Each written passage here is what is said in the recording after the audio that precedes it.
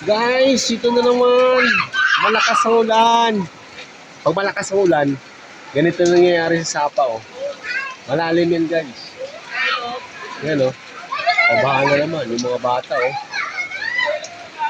Hindi natatakot, oh. Malalim yan. Nagpas tao yan.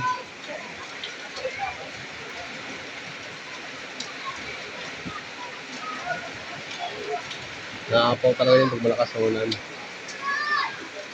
Minsan naaabot yan dito sa yan, sa daan. Sa loob ng bahay na yan, oh. Yan.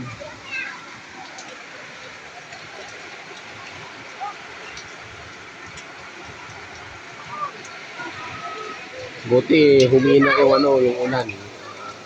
Yan. Malakas yan ang agos. Kaya delikado rin yan sa mga bata. Pero yung mga bata dito, hindi na natatakot. Nasasanay na.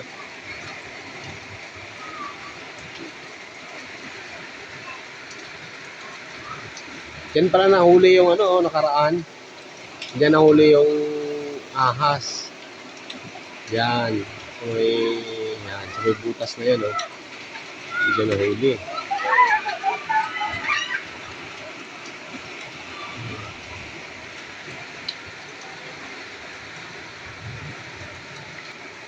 Paperwisyo din kasi tayo pag lumaki yan.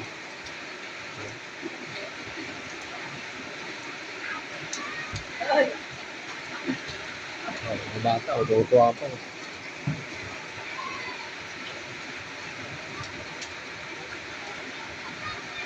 Ay, minsan naapaw yan dito sa daan. Sa mga motor na yan, naapaw yan. Lumalaki.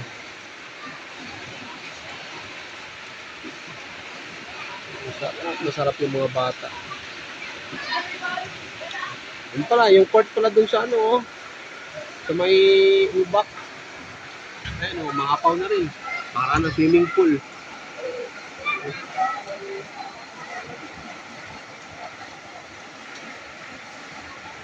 Tuwang-tuwa na yung mga bata. Ginawa na nila. Ayun, ginawa na nila swimming pool, yung court.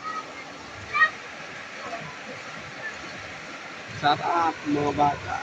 Dumi.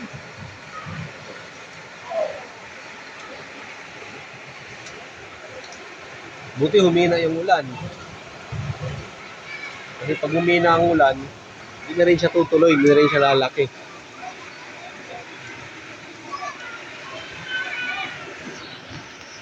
So, yan yung sa akin, pag hindi na malakas ang ulan, mababa na yung tubig.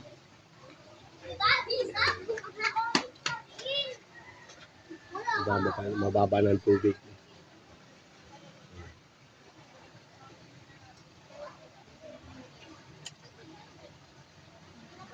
Pero kanina, umapaw na yan kanina sa may tulay yung tubig.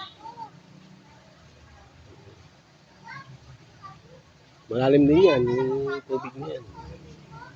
Nasa lagpas tuhod yan.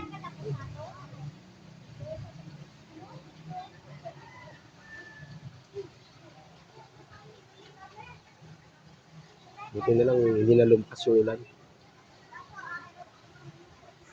So yan lang guys, please subscribe to my YouTube channel, Kogs TV. Bye-bye!